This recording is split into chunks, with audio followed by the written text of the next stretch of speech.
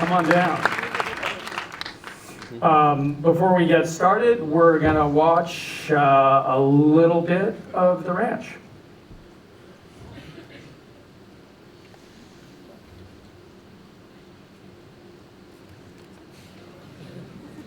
Are you on? Very Are you serious live? drama. Just for the record, I was flipping off like the head of the network, not you guys. That was Okay. for you, Ted. Oh, I got one back. Oh, good. We're sharing these things. That's nice. So 4 days. 4 days since the ranch premiered. And what are you hearing? There's riots in the street. Yeah, people hate us Does my microphone work? with such a vehement energy. It's unpalpable. There's ranch marathons, I think. There's- I think it's it seems like it's connecting. It feels like it's connecting with the audience that we were hoping to connect with. I think all over the world there are people that come from small towns that understand that feeling of just wanting to get out of your small town and then getting stuck or trapped back into that small town, that small environment. And I think it's connecting with an audience that understands the dealings, the adult dealings of, you know, parents and kids and fathers and sons and brothers, and that your relationship with your parents doesn't end when you go off to school for the first time. And so I think it's landing. Yes, it's true that your relationship with your kids doesn't end when they leave home, because they still actually rely on you for money for a long time after that. That 70s show was 10 years ago, and it seems like a lot of people all over the world knew the show, loved the show. When you think about that experience of people growing up with the show, kind of like you did, how does that inform what you're doing here? How does it inform The ranch. in terms of, I'm sorry, I missed the first part. Just the history of being together. Like, Oh, let me so put it tell another us. way. If you had gotten married Right. when the ranch was, when that 70s show was on, would you still be married? Yes, I would, of course. Been with my wife for 11 years. I see what you're saying. Technically, I can speak personally. No, I'm not.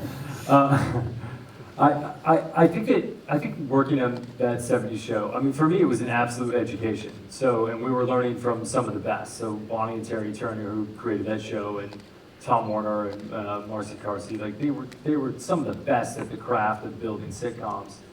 I was a 19-year-old Especially Carsey kid. Warner having made all the shows they made. And Roseanne, Cosby Show. And I was a 19-year-old kid, and it was my first like paying job, and I sat there every day and watched what they did and watched how they built it. And I sat with Bonnie Turner, and she explained to me the architecture of a joke and the architecture of storylines in shows, and then translate to today where we're producing this show, The Ranch, and it's, you know, I learned something every single day I was working on 70s show, and I leveraged that learning every single day that we're making The Ranch. And luckily, we have the same director that directed every single episode of the David 70s Trainer, who show. shot all of the 70s show, we brought him on immediately as soon as we got together. And we have an extraordinary writing staff and tons and tons of support. But we have fallen in love with the craft of making sitcoms, and you know, and in this new distribution platform, we found it incumbent upon ourselves to actually make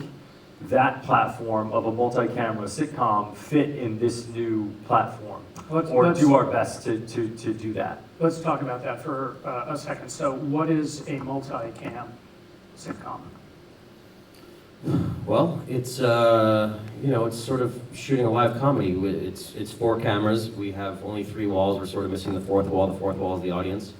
We rehearse the show for 3 days, pre-shoot some scenes on the Thursday, and then Friday night we perform the show live in front of an audience a little bit smaller than this, about maybe half this, and you know, and you sort of get to enjoy the experience of people watching you perform and getting the feedback immediately of whether, you know, jokes are working and whether they're seeing you know, what you're trying to communicate. So you guys have taken the multicam sitcom and you've innovated it somewhat for Netflix and also given the opportunity to do things differently. Yeah, we just spent some time trying to figure out what bothered us Yeah. about traditional sitcoms, and when we, why are they shot the way they're shot, why is the lighting the way it is.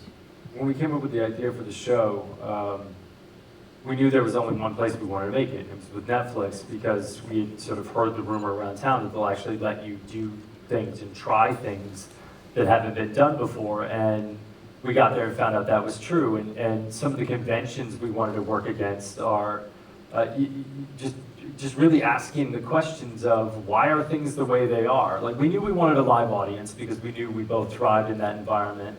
And we knew we wanted to do a comedy, but we also knew that we wanted to touch on some drama, and we knew that we wanted to speak to each other the way that people actually speak to each other, without a filter or a rating system sort of governing the way that these people talk. And we knew that we wanted to make a show that looked and felt like something on Netflix, and put music underneath scenes and hire actors that aren't traditional sitcom actors, and really sort of push what are the boundaries of that particular format. And Netflix has given us the liberty to do that. So let's talk about Debra Winger, who seems like the breakout star in many respects. People are so surprised to see her after years of being kind of quiet. So how did you get her to come work with you? Yeah, We were searching for her. Yeah, we were searching for her. She basically retired to raise her kids, and she put her second son, drove him to college, and called her agent on the way back and said, "Find me a job." And we all of a sudden got a phone call. Debra Winger's interested in your show. And Debra Winger, Oscar-nominated Debra Winger, and we gave her a call and chatted her up and sort of watched. Because you think of her just so serious and very sort of mellow. We wanted to make sure that she had enough crazy in her to play this role with Maggie Bennett, and who's kind of like our version of Calamity Jane, modern Calamity Jane. And so we found that she had a little quirk in her during her interviews and her conversations, and we thought she's the right girl. Yeah, she had the sass for the role. So going back to that 70 shows for a moment, how has that informed what you've done here? I mean, besides the learning of having to work in this environment with Lon Turner and learning all about that, but when you look about what worked back then and what works now, what's different? Yeah, so we were really lucky when we did that 70s show, because at the time, Fox was this fourth new network in the States, and they really hadn't established themselves all together. They had a couple shows. They had the Simpsons. Married with Children. They had Married with Children, but they just launched X-Files right before. They were really just establishing themselves, and so as a network, they were willing to take risks, and that meant that we had the liberty to take comedic risks on that show and do things that people had never done before, like sitting around in a circle and maybe passing something in front of the camera, or like a joint. Is that what that was? For all you stoners out there. Oh, wow, I thought it was a cigarette. I don't know, why was I so happy? We got away with a lot on that show because Fox was willing to take risks, and I think that we knew coming into this that we were going to want to take risks with the type of comedy that we were going to do, and Netflix, having not done a ton of multicam, we thought would give us the liberty to take those risks, and they have. And so I think that, when we were sort of first, I was coming off of 2.5 Men, and Danny was coming off of a show, Men at Work, and we decided we wanted to do a show together. We really sat down and dissected what is funny and what can we get away with being funny in a world that's becoming ever increasingly PC. And we thought that centering the show around an Archie Bunker-esque character kind of stuck in time, fighting the change that was coming with the internet and the modern age and conglomerate farming and all these things, was a really good anchor to start with. And then building around that conservative America, which is kind of this block in the middle of the country that most people see as this black box, and I think is something media okay, I'm back. I'm sorry.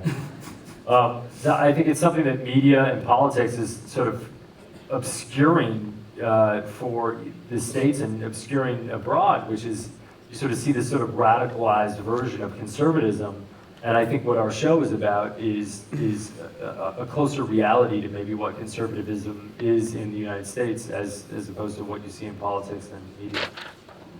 Do you have anything to add on that, since you're from New York? No, I mean, obviously I agree with what he's saying, and I feel like what we're trying to do is show how, the middle of the country actually is a little more than what we're seeing right now on the news channels with the political races and whatnot. And I grew up in New York, so I grew up in a city environment, and so when we started making the show, the first thing I did was head out to Colorado and hopped on a cattle ranch and sat there for a few weeks and learned about how everything works and what the ranch hands do and how the ranchers take care of their business, to sort of get into that world, because it's a world that Ashton sort of grew up in Iowa. How is the show being received in the Heartland? I think it's being received really well. I mean, I haven't done like door-to-door polling. But like, has your mom called or? My family has all reached out, and I think the comment I get again and again is like, sure this isn't based in Iowa, which is where I'm from, and I think people relate to it. It's not, there's a sort of craft around that blue collar family business that if you're from a small town, I think anywhere in the world, there's a relative association to that. That just because you're from a small town doesn't mean that you're not intelligent, doesn't mean you're not informed, doesn't mean that you don't have opinions, and it doesn't mean that you're, some radical conservative. It just is relative to blue collar, hardworking people from small towns all around the world that are working in a family business. And I think that the dynamics of a family business and the dynamics of adult relationships between mothers and sons and fathers and sons and brothers and sisters, and I think that's a relative relationship set that a lot of people have an acquaintance with. And so I don't think it's just like the people from the middle of America or from small towns that are connecting with this. I think it's people everywhere that are going, wow, I see me, or I see my relationship, or I see someone I know inside of these characters, and it feels really good. It feels like we're hitting the mark. Yeah, I also got blown up from everybody in New York. It was just like, watched your entire show in one night. It's hysterical. Because they were just there for the comedy, and they don't really necessarily care where it takes place or what it's about, because really the show's about a dysfunctional family, and people can relate to that.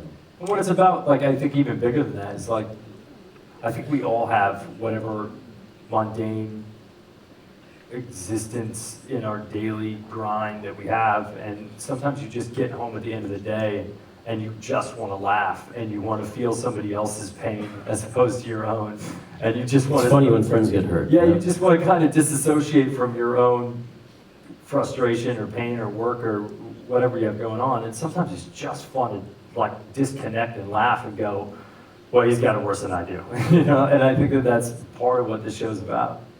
On that existential note, let's open it up to questions. Please wait for the mic to come down.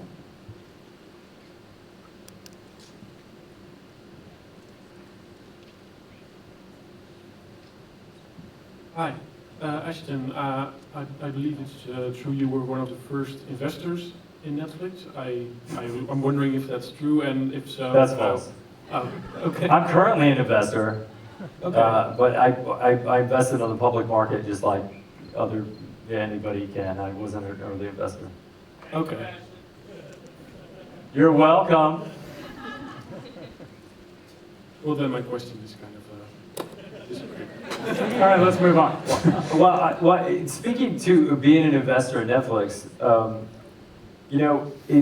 as a company, it's interesting. Like I was an investor in Netflix before I started working with Netflix, and working with Netflix makes you want to double down as an investor, because you actually realize that as a creative, you get to do something original, and that they're actually servicing their consumers and not just an advertising set, and that they have foresight in the way that they're going to build their business and the kinds of programming that they're going to build their business off of.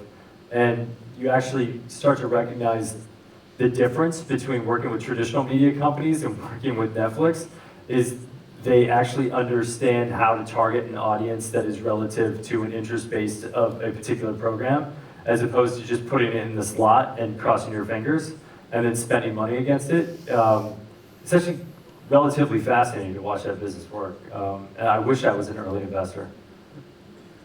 Over there. I got a question because in one of the episodes we have John Cryer as a guest star. Do you plan, guys, to put any other guest, your friends or guest stars from the other shows in the further seasons? I would say that's very likely. Why? We're shooting a second 10 right now. We're basically shooting our whole season's 20 episodes. And we released 10 last Friday, and we're going to release another 10 sometime this fall.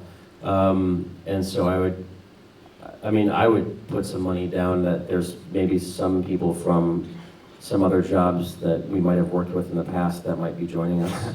Yeah, if At there's some a point. line in Vegas, I'd probably like err on the side of that's fine. Whatever the odds are, We chose just to go work for it. together because we really like working together, and there's other people that we work with historically that we really like working with that we hope to have the opportunity to continue to work with. Next. It's warm in here, huh? It is, yeah. No, it's fucking hot in here. Like, it's just fucking hot. We can say that because we're on Netflix. Should we all go shirtless? We actually get to say it's fucking hot. Hi guys, I have a question. back on the left. Yeah. Just to pick up on something both of you said about the perception of a certain part of America which is propagated by the media and, well, politics probably. And propagated by some people. Don't let's not get Yes, of twisted. course. Why do you think that is the case? I mean, we can have like an off-the-record political conversation if we want to. I think I mean, it's really interesting. If you look at the political climate in the States right now, you have a socialist that's representing the Democratic Party against an incumbent Democrat, seemingly incumbent Democrat. And then you have a non-politician and a super right-wing conservative that is sort of playing to the base of the Bible Belt of America. And so I think you just have really fractioned political system that's relative to people feeling disenfranchised by a political system that isn't moving at the pace that maybe the rest of life is at this point. Like I think that with technology coming into play, I think people are starting to get less patient with government. They're getting less patient with everything in life. So when government doesn't move at the pace of technology, people start to feel disenfranchised by their government. And I think people put way too much weight on the capacity of a president to be able to do large legislation that the president actually doesn't even have the capacity to do. And they look for an anti-political solution to a political problem in a set of governance that isn't necessarily keeping up with the pace of change. We unfortunately only have time for one more question. One more? Can I say? Yes, Yeah. hello. As you said, the advantage of having the audience, I'm here, sort of watching the show for the first time gives you, you can see the reaction of the audience straight away. What if the reaction is not what you expected? Does it happen ever? It happens a lot. We shit the bed on a joke, or the writers don't write, what we're looking for. Clear, you shit the bed on a joke. I occasionally shit the bed, Yeah. but you got a poopy bed. Well, I have all the jokes, so. Yes. That happens a lot, and that for us is, we know if it's funny if they respond to it and not in a way that's just because they're fans of the characters, but if it's actually a good joke. And so instantly we get instant feedback, and then the writers come in with new jokes, and we try that. If that doesn't work, we try it again. And usually within 2 or 3, someone comes up with something. You have 15 writers there. Someone comes up with something genius enough that as they're telling it us, we start laughing. We're like, I don't think I can say that, and then we perform that, and that's generally what you see on TV. It's an interesting thing actually having an audience that audience participation on a Netflix show. It almost feels foreign when you first start to watch it, and even when we were doing our first cuts of the show, it felt a little bit foreign, like, whoa, wow, there's an audience there. I'm not alone. And you know, when we were thinking about making the show, we considered, you know, what would it should, you know, when we started making it, we were like, what if we didn't have an audience? Maybe we did. But what we knew is we were going to make basically the first 20 episodes in the blind, not having any feedback from any audience anywhere. And by having a live audience, it added to our ability as creators to sort of gut check ourselves constantly as to whether or not what we were doing was something that people were going to connect to and relate to. And then I think in addition to that is, you know, we had some confidence in what we were doing. We thought we could do a good job. But there's something interesting that happens when you start consuming content through streaming services. They become increasingly isolated experiences. People are on their phone watching it by themselves, or they're watching it on their tablet, or they're watching it on their computer or their PC by themselves. And you know, there's something about sitting in a large room watching a movie with a group of people and hearing other people's laughter that sort of inspires you into a mood for comedy. And maybe you start laughing at things you wouldn't normally laugh at because you have that collective experience. And there's a power in a collective experience when you're consuming entertainment. It's why people go to the movies. It's why people go to concerts. And so we thought bringing that to that potentially isolated experience could be special and differentiated. And so we made a really deliberate choice around having an audience on our show, and hope that people appreciate it. All right, with that, we're done. Thank you, Ashton and Danny. And next up is Chris. Thank you, guys. Thank you very much. Have a great day. Turn on the